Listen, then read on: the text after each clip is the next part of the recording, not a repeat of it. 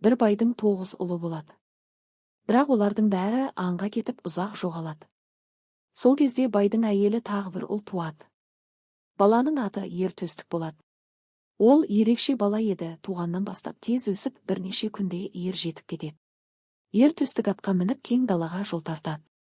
Ер төстік ағаларын іздеуге шығады. Жолда ол ерекше жануарлармен кездеседі. Күнікей қыз, дана әрі сұлу қыз, оған ақыл береді.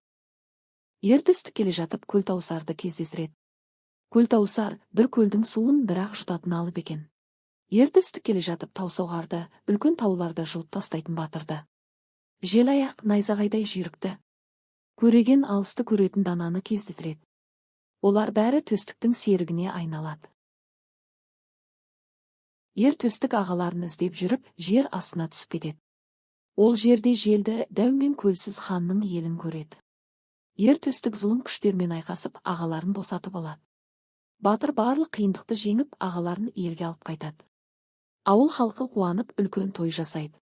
Ер төстік әділдік пен батырлықтың символына айналады.